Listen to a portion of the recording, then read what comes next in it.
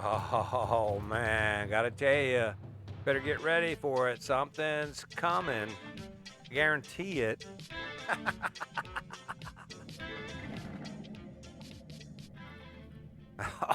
Oh man. All right. Yeah. What's happening? Welcome to the show. My name is Chris Hawkes. This is your best life defined. Let's go ahead and get right into this thing. So I don't know if you've been looking around. I don't know if you see what I see. But it looks to me like there's not anything good gonna happen anytime soon. It just doesn't look like that for us. I look around and I see we got wars and we got rumors of wars and we have anger amongst ourselves. I don't see too many friendly faces when I walk in the grocery store. Most people look all pissed off. They're like, "Oh, yeah, they're ground a bunch of rock biters." I'm invisible, just so you know. As far as the life goes and the way the world has changed, I'm definitely invisible. I think there's some problems there. The fact that no one can see me, especially if they're younger than me. 30-year-olds, they don't even have time for this. And you want to know the funny part about that is that instead of having to struggle to figure it all out, all they'd have to do is say, "Hey, Chris, what's the combination?" And I say, "Oh, well, hell, it's 73, 24, 36." We have two choices. We can spend time trying to figure it out on our own, and maybe we will, maybe we won't. Or we can actually start hanging out with people who've already figured it out and start asking questions. And I guess what? Before you know it, you're going to be right there. Let's talk about it. What do you think's coming in the future? Think weather's going to get any better? Think the wildfires are going to get any easier? They're going to slow down all of a sudden, just like something in the universe says, we got to stop burning this crap down. We're going to run them off the planet. You think the economy is going to get any better? You think it's going to get easier for you to support yourself? I'm watching TV. My wife likes to watch some of these HGTV shows about houses and stuff like that. I get that, but I wonder what all those pandemic buyers are going to do when the price of houses drop because there's a glut because no one can pay them. And of course, the banks still get their money one way or the other. That's the ultimate caveat in that. If you want to get better at your life, if you want to actually become a master at your life, one of the first things you have to do is you have to have the ability to kind of predict what's coming. And not only that, but the prediction comes into the choices we make and the impact those choices have on our life. The better you are at that, the more efficient you're going to be, the more inspired you're going to be, and the more prepared you're going to be for what's coming. Stick around. We're going to talk about it.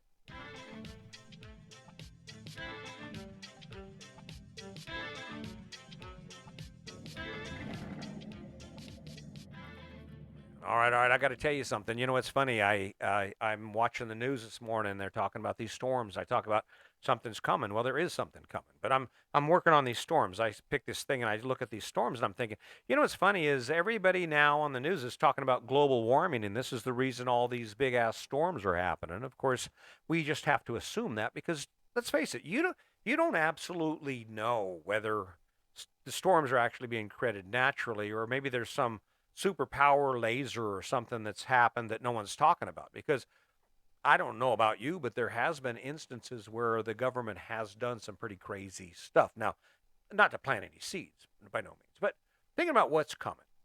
What's coming? How would you like to be able to predict your future? How do you how'd you like to be able to say, I know exactly where I'm going to end up? Can you imagine how powerful that would be? Now, let me ask you this: what would you do if I told you I can give you that power?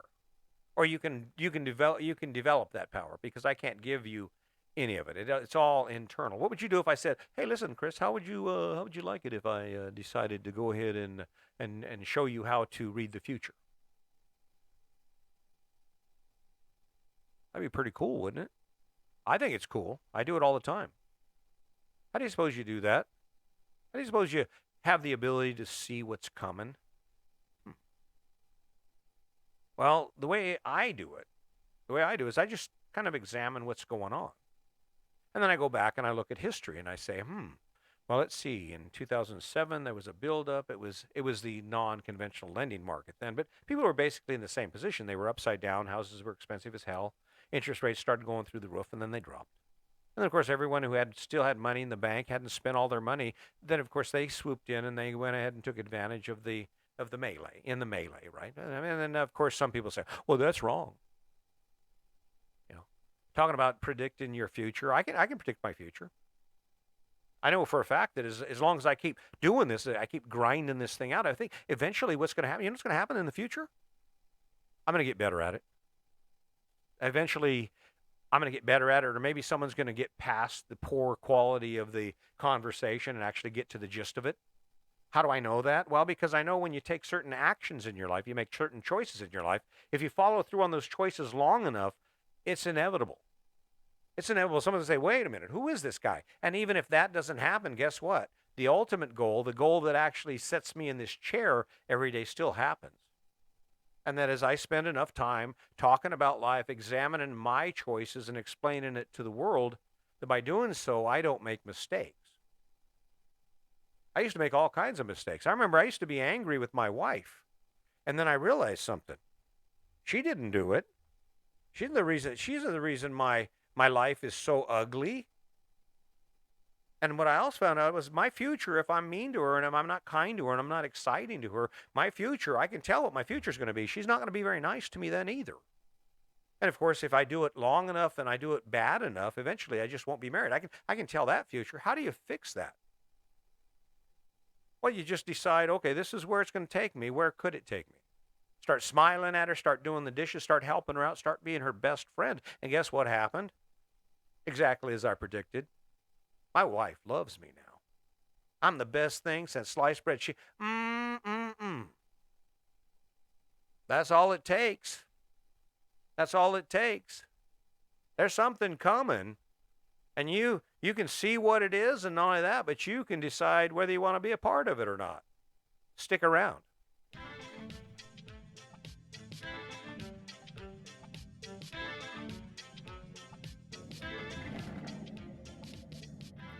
Okay, so here's the biggest issue that we face in navigating or mastering our ability to see the future and be able to predict what's coming, right? It's our ability to stay focused within ourselves just long enough for that to actually occur. And the point in that is this. Think about how much time you spend every day involved in activity that has absolutely nothing to do with you. I'll give you a minute. Think about it. I'm not pointing fingers. Well, maybe I am. How much time do you spend thinking about you and where you are and what you'd like to change about your life?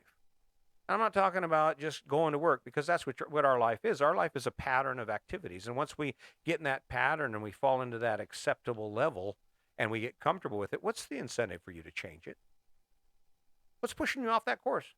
Ain't no wind blowing on you. You're going to work for the next 30 years. You're going to be old when you retire.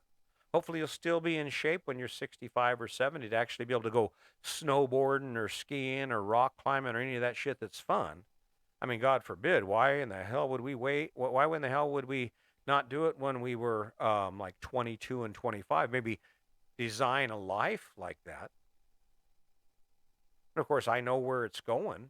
I can predict your future. You're going to be just like the guy on the street that's 30 years older than you. That old guy down the street, barely get out of his chair, a lot fatter than he used to be. Those carbs are working exactly how they're supposed to. And that's the time he's on 8 prescriptions. That's the time when you're going to go start having fun. Yeah, fun is to actually eat pizza and the next day be able to go to the bathroom when you get to be that age. Oh no, is that something we're not supposed to talk about? The biggest reason we are not able to pursue and achieve our goals is because we don't have any goals of our own. Think about it. Why did you buy the house again? Is it because you love everything about the house, because it inspires and energizes you? Now, this is where you got to kind of be honest. This is where people get all pissed off. Like, don't be talking about my dream. Well, I don't know. My dream is to spend every moment of every day doing shit that makes me happy. Spending every moment of my life hanging out with my wife and with people that inspire me and make me want to be a better person and live a better life. And is it going to happen? Well, it seems to be happening so far. I can't believe it. I'm actually in this like utopia. I'm not angry at anybody. I don't get frustrated with anything. If things don't happen, I figure it's for a reason. I just got this good thing cooking right now. Everything's just on a cool simmer. I'm going where I want to be, and I'm feeling like I want to feel. And how did I do that? I looked into the future and I said, what can I do to make that happen? And the good news is you can do exactly the same thing. In fact, you already are. You just don't realize it. Stick around.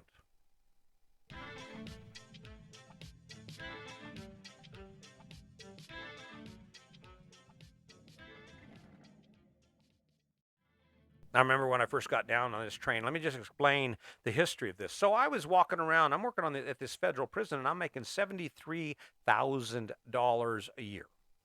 I'm a CAD instructor, computer drafting instructor, and I'm standing out on the compound because it's a big fenced compound. Looks like a college dorm setting, sort of, but it's got fences around it with razor wire.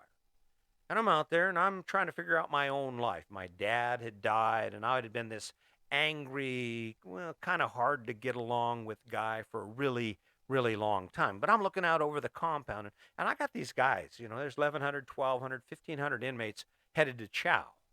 And I'm standing there, I'm supposed to supervise them, but I'm watching them and I'm noticing, man, those guys, they over there yucking it up. They're throwing their arms. I don't have any good friends. I don't throw my arms around anybody I know. And you guys are yucking it up. They're having fun. They're talking about stuff and just laughing in a good mood. And the caveat here is they're in federal prison. I'm like, what the hell? How the hell are they doing that? And so I started looking at my own life. I'm like, I'm miserable. I'm angry. I'm not really having that much fun. I started asking them, I said, you're in prison, dude. How are you able to laugh and have fun? And they said, well, there's two choices. We can either accept it or we can fight it. If we accept it, then we can start finding nuggets of joy in it. We can start, accepting it, and you kind of just work it and you get good at it. Or you fight it and it just runs your ass over for your entire bit.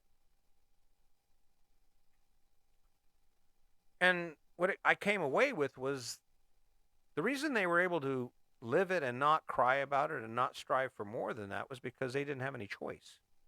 And once they accepted it, they weren't listening. They weren't looking for another choice. They weren't. Once you accept anything, there's no reason for you to look for another option. There's no incentive, right?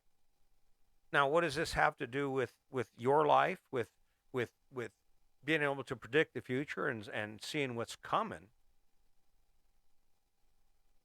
Is one of the biggest hurdles we face in our lives is the ability to not accept where we are. That's the reason the Wright brothers invented the airplane. And I imagine, to their parents' dismay, if you really think about it, can you imagine your two boys out there building these things, these contraptions on bicycles and bird wings, and they got bird wings pinned to boards, and they're studying them and drawing pictures of them, and all your neighbors are going, my God, those damn, Wright, the poor Wrights, look at their boys, they're just floundering. The reason the Wright brothers or anyone did that was because they were no longer content with what was. They were no longer willing to accept the fact that the only way you get around is on wheels. And the same is true for anybody, right? The cotton gin, right? Same exact thing. What's that have to do with you and moving? Well, in order for you to get moving in your life and actually no longer be able to accept where you are, you have to have a new place to go. And of course, what does this mean? Well, you have to have an idea in your head that's more inspiring than where you are, a plan that's better than where you are. And why do you suppose you're not able to do that? Most people are, and I guarantee you, if you're the average person, guess what? Your life is going to look a lot like it did in a year as it does now. It's going to. You might be a little fatter. You're not getting to the gym quite as often as you should, but it's going to look exactly the same. Why do you suppose that is? I'm going to explain it to you, and I'm going to explain you how to dig yourself out of that hole as a part of it. Let's start getting some stuff done. Let's start looking at what's coming.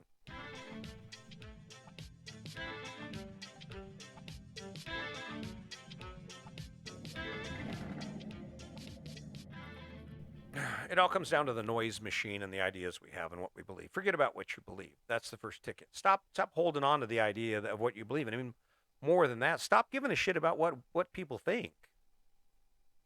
If I cared what people think, then the indication would be I shouldn't even be doing this. Why? Well, because no one's interested in it. Is that my fault? It could be. Maybe it's not. Maybe it's everyone else's fault. I mean, it is possible that this is a really good idea, despite the fact that no one thinks this is a really good idea.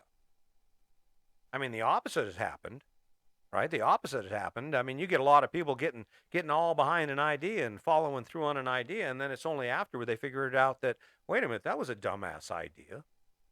Can you think of any examples?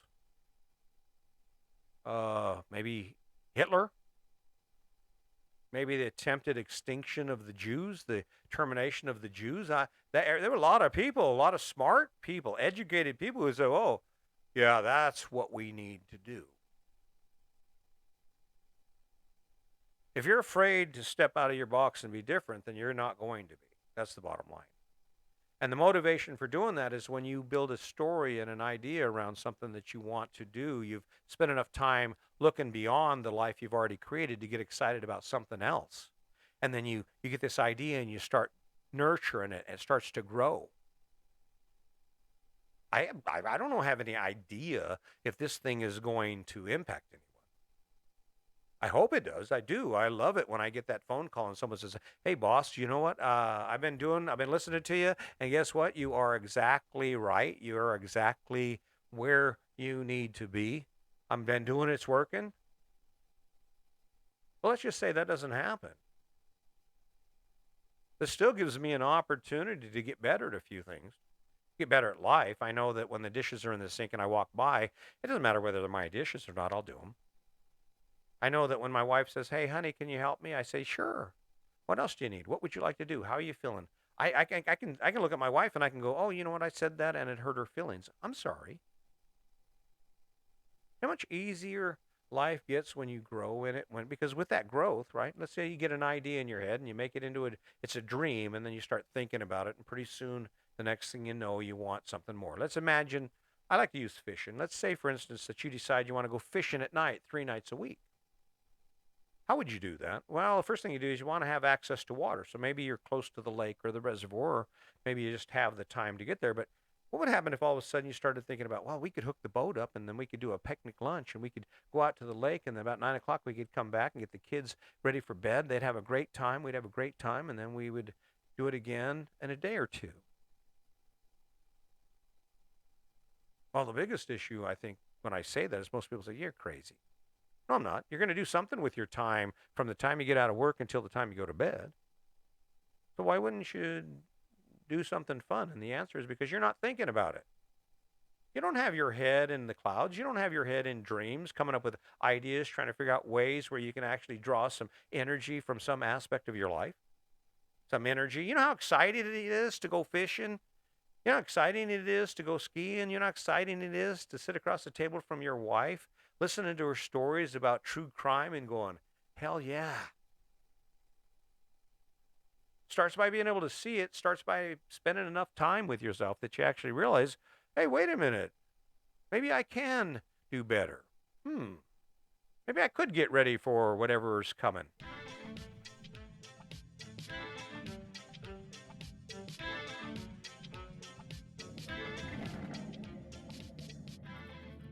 Does it make sense?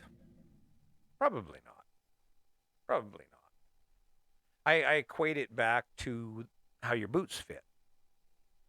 See, the biggest mistake we have, and the biggest hurdle we have, is to not fall into the pattern of those around us. You know, that authenticity. You know, that's a thing. I listened to Jordan Peterson. That kind of impressed me. Authenticity. That's where you come up with original ideas about life and about where you are and what you're doing, right? I mean, think about how many ideas do you have, or how many things do you engage in on a daily basis that absolutely no one else you know does. That's a perfect place to start.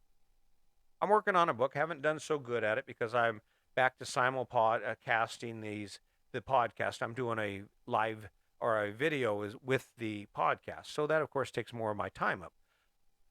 But it's the challenge. It's like playing chess with life. And what's the outcome? Well, the outcome is I get to wake up excited and energized. Bringing every bit of this down to you. If you could pick one thing in your life that would change your life, what would it be? That would make your life just a little bit better. Now I can give you some suggestions. back to the relationship thing, because that's the most important part of this whole thing. If you're in a committed relationship, why wouldn't you why not want to bring them along? Because I guarantee you, your partner's probably not doing or listening to the same stuff you are, and may not even be thinking the same stuff that you're thinking. Let's say, for hypothetically, you've decided today that you're going to start improving something about your life. Start with your relationship. Imagine how cool it would be as if every time you told her, hey, listen, the boys are going to have a poker game. What do you think? Oh, yeah, here's 20. Good luck. You're all surprised. You're like, what the hell? How do you suppose that would happen? Well, it happens when you deliver so much good to the person you love that they can't help but give you something back. They can't help but compel to support you in the things you do. How would you do that? Now, this is the scary part, because we're selfish. We're selfish, and then, of course, we want to think we're really good at relationships, but we're really not. If we were really good at relationships, 700,000 people wouldn't have got divorced in 2023. Something like that, little under 700,000, I think. And of course, at $20,000 a shot for an attorney for a divorce, and then, of course, the family and all the anger, it would have really just been easier for you to say, I think I'm going to put you first. Instead of me fighting with you and arguing with you about where you are and what I want to do, I'm going to just start thinking about what we want to do, because we are actually a union now, and it is till death do us part. So it would only make sense. Certainly wouldn't cost you $20,000. In fact, if you learn it from this, you got it for free. But how do you get that ball rolling? You have to start imagining something better than where you are, where you've been, what you are now, and start imagining what could be. What could be? Laughing, having fun, smiling, drinking coffee. Can't wait to get home, bringing her flowers. There's cold beer in the fridge. Surprise! Yeah. Something's coming when we come back.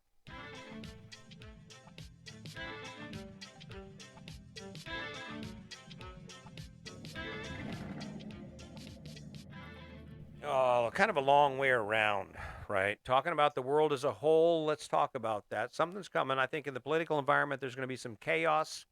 Donald Trump has already established. I'm not making up this. Donald Trump has already established that he's the weaver of tales. He said the election was rigged. He just comes up with this stuff. And of course, what's really scary about that whole concept is we don't really have any way to prove it. So we just go along with it based on that whole idea. When we talk about the political environment, the financial environment, our lives, the condition of our lives, what we have, immigration's a big one, abortion's another one.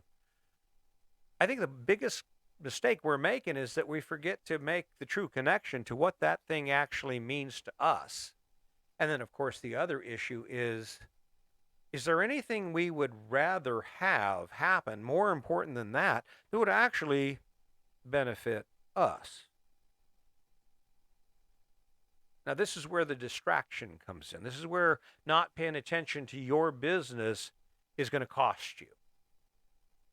I don't care who gets elected. I mean, it's not going to matter to me from the standpoint of my life getting better. I mean, you might feel good because because the guy's not going to let them come and take your guns. Well, the bottom line is this. You know who's not going to let someone take our guns? Who's not going to let them take our? It'll be us. It'll be you. If you're waiting for someone else to jump in and fight for your rights, and it's obviously not happening. As soon as someone with enough power and clout says, hey, take their guns, you're going to be faced with that decision. So why waste a minute of time on it? Thinking about ideas that derail us and what's in the future, I don't have an opinion on right to life or not. The abortion is the other big topic. Let's just break a hole in that one. Of all the things we spend our time concerned about, we concern ourselves about unborn babies. It's a God thing. It's a Christian thing. Okay, all right. Well, then let's just follow through on the Christian precept. Then, if you're in a state that says, oh, you can't have an abortion, you can't get rid of that life, for whatever reason, All right, well, that's fine. Since you guys have made that decision and you voted for that thing and you've decided to take that right away from me, then when I do have this baby, then the collective group of you who voted for that need to step up. We need to make a list and say, well, if you're going to impose this on me and there's a baby or a child going to be born into this world that is not going to have a chance, well, then I mean, obviously there's another side to this, and that is, well, then step up, dude. Step up. Well, you just be right there at the waiting room for when the baby's born. You can just swoop it up and invite it into your life and make it easier. Or maybe contribute $1,000 a month or 15. Start paying child support on it, right? But we're not talking about that. Why? Because that's not interesting. That's the not. You can't remember that. Got the wall going on. There's another really important issue. We are actually designating who runs our country based on one idea. Well, two: guns and the wall. Forget about the fact that your kids can't afford to go to college. Forget about the fact that you can't afford to buy milk. Forget about the fact that the generic version is the only thing that's in your cupboards because, well, goddamn, money's tight and rent is high. Doesn't make any sense to me. Maybe we need to turn our thought inward. Maybe we need to take a look at what's coming based on what we need and instead of what they're telling us we need.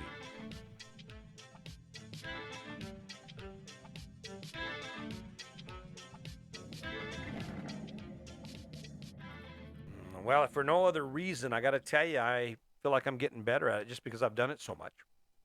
Sometimes it doesn't work. Just so you know, this is difficult. This is a lot of effort for me. And of course, if you go take a look at the numbers, I'm not getting much out of it. But that doesn't change it a whole bunch. That doesn't change the real fundamental fact about it. And that is, I wake up every day and I'm thankful. I have a world full of things to be thankful about. My level of appreciation just continues to get higher. It's because I spend a lot of time thinking about me, thinking about the why and the truth and what I believe and how it impacts me. If you're not spending more time thinking about you and where you're going and what would make your life better than you are anyone else in the world, guess who's getting shortchanged? You are. Something's coming. And when you spend time looking at you and how you can manage that, you can stop worrying about if someone's going to help you when it does. You ready for it? Life's too short for anything else. Stop hating, start loving, right? It's easy. I love a lot of people and I have a lot of kindness and empathy in my heart. And the bottom line is I've never run out of it. I've never run out of love. I hope you agree with me. I hope you'll keep doing it. Hey, listen, if you're listening to this on Podbean or on a podcast, I'm also on YouTube again. This is also a video, so go check it out. Don't forget to share the love. Like me, man. You see how much work it is? Give me a reason to smile or another reason to smile in the morning. Until next time, don't forget to share the love, kindness, the consideration. My name is Chris Jaquez, and this is your Best Life Defined. Have a wonderful day.